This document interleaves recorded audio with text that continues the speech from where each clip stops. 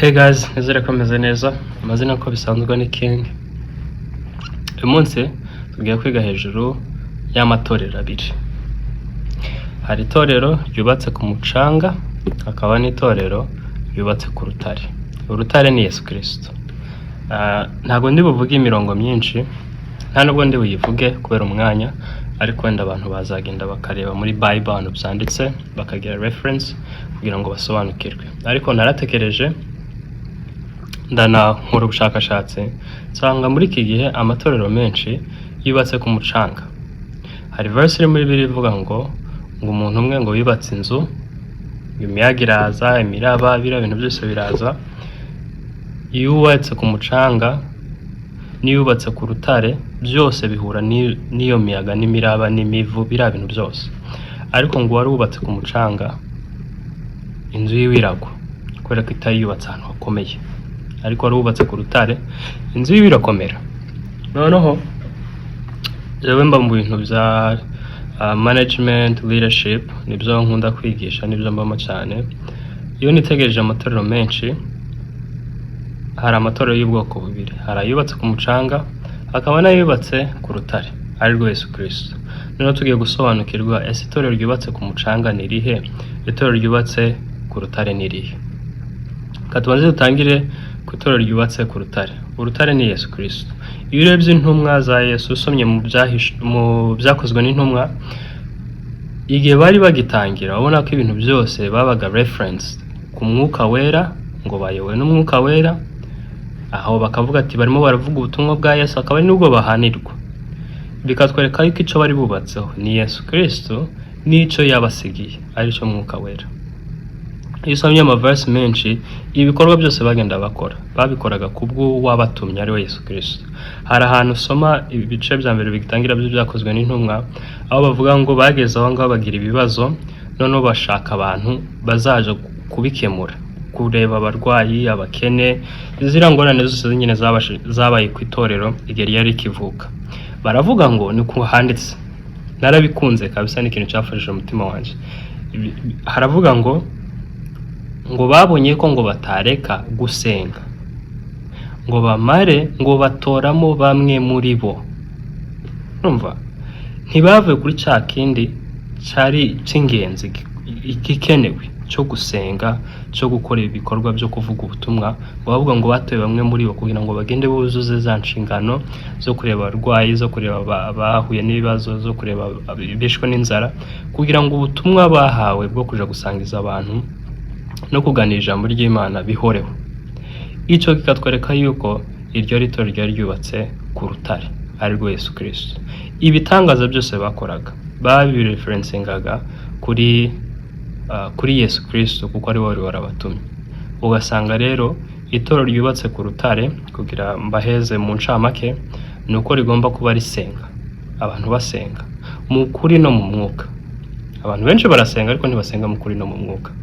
Ikigira kabiri, rigomba kuba ryubakiye ku mahame yuko ubutumwa bwose ari Yesu Kristo, buvuga uwadutumye ari Yesu Kristo. Siko turaba Kristo, turaba Kristo, abavuga nka Kristo, abagenda nka Kristo, abitwara nka Kristo. Rero igihe cyose turimo turagenda nkawe, tuba twubatse kuri we. Ariko iyo tugenda nk'abantu, tuje ku gice cya kabiri rero cyo kubaka itorero ryubatse ku musenyi. Nirihe? Itorero ryubatse ku musenyi ni itorero ryubatse ku bwenge bw'abantu. Bakavuga ngo nidupanga ngo ibintu gutya, ngo nitugira amaprograme ameze gutya, nitukora bino ngo abantu bazaza. Iryo torero ryubatse ku mucanga cyangwa ku musenyi, kubera yuko ngo isi ngushirana no kwifuza kwayo. Nimba abantu barimo barifuza ngo bashaka amaprograme bazashiramo nyuma y'imyaka 5, amaprograme ntazaba hari, ariko ikizahoraho ni ijambo. I got my headphones in here. You can go grab it. You okay? Yeah. Iyo ugenzuye amatorero menshi usanga yubatse ku bikorwa, ibiterane, biriya byose ni byiza, ariko iyo ukurikiranye indo n'indo y'ibyo biterane usanga gusa ari ugupfa kubikora, nta mpinduka igaragara. ni ukubikora gusa kugira ngo habeho za porogaramu, aribyo navuze. Aho ugasanga ari amatorero yubakiye ku ndirimbo, nimba bataririmbye indirimbo nyinshi ngo hano hantu ngo ari boring, ngo hantu nta mwuka uhaba, ariko mukibagiza yuko kwizera kuzanwa no kumva, kandi kumva ijambo ry'Imana. Hari abantu bavuga ngo ijambo ry'Imana ngo riri mu ndirimbo. Yes, nibyo, ariko urebye context yo muri iki gihe abantu ntibacandika ijambo ry'Imana mu ndirimbo, ahubwo basigaye bandika ibintu bizamura amarangamutima ku buryo adashobora no kumenya ngo ese ibintu baririmbye byanditse hehe. Nka kera bandikaga indirimbo ukamenya ati uyu murongo uri aha ngaha, ukamenya ati uyu murongo uko waririmbwe niko umeze. Wenda maybe culture yarahindutse, abantu baririmba bitandukanye, ariko usigaye ubona muri iki gihe indirimbo zabaye ambiance. Rero uko gukunda izo ndirimbo cyane kuruta ijambo ry'Imana bitwereka yuko iryo torero ryubatse ku mucanga. So nimba uba mu itorero ukumva ufashwa n'indirimbo, ariko ijambo baje kurivuga ukamuja kuri telefone, cyangwa ukama wumva muri wowe uramanutse, uzumenya ko wubatse ku mucanga we nk'umuntu. Kandi itorero si building, itorero ni abantu. Nimba uje kumva ijambo ry'Imana, ukumva iry'indirimbo ryo rigufasha kurutirira abavuga basoma ibipande, wubatse ku mucanga.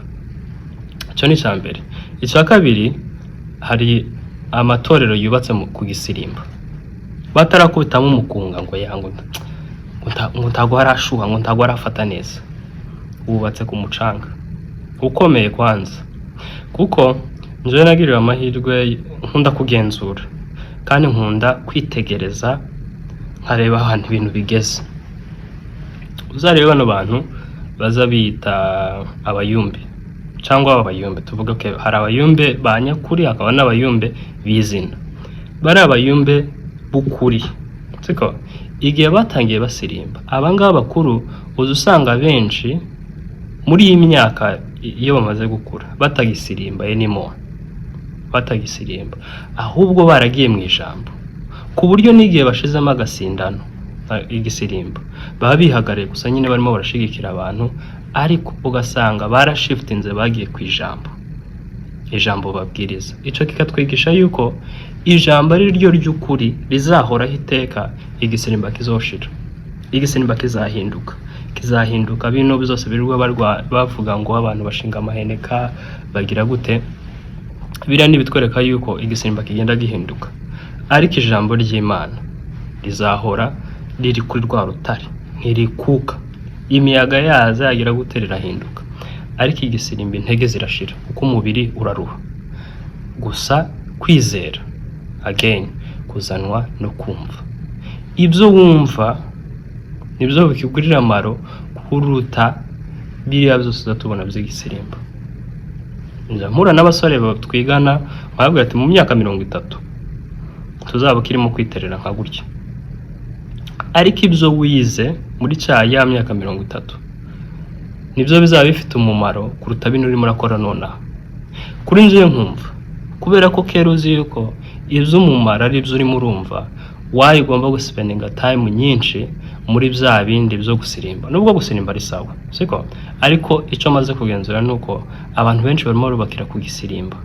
Itorero ryabo ririmo rubakira ku gisirimba, batashiramo agasindano ngo ntiyakumva, batarashiramo akabiti ngo ntiyakumva, bataravuga ati mubanze mwongeremo ngo hande twari tugeze ngo ntiyakumva.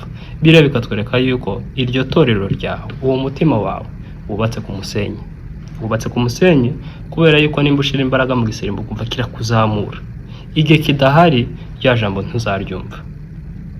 Ariho yanzu imiyaga izaza, imirabi izaza, yubatse ku musenyi kwe. Kambahereza urugero rufatika. Nkiri mutoya gift, okay, n'ubu ngubu ndacyari mutoya, ariko mu myaka ishize hari group yageze kwitwa Fire. Yari yarafashe ikirere kabisa, abasore bose tukahura twajana. Hari n'umudugudu nigeze kubintroducingamo, harafata kabisa, harasha mugani wabisi. Noneho nyuma y'imyaka 7 ni bake bakibibamo, bake cyane bakibibamo, kubera ko bari bubakiye kuri za ndirimbo navuze. bari bubakiye kuri cya gisirimba navuze, ariko ntibari bubakiye ku ijambo, kuri rya torero rya mbere navuze. So mwana ku musozo, nimba ukeneye kuzaja mu ijuru ugomba kubaka ku rutare. Urwo rutare ni Kristo, ni Yesu. Bibiliya yandika ikavuga ngo Yesu ngo niwe banze, he is the base of faith, niwe banze ryo kwizera. Rero iyo utamufite muri wowe binyuze mu kumwizera, ngo abazamwizera bose azabahereza ubugingo, ukayoborwa n'umwuka wera. Kuyoborwa n'umwuka wera bikakugira umwana w'Imana. Abayobowe n'umwuka wera nibo bana b'Imana. Hanyuma ugakomeza ukumvira.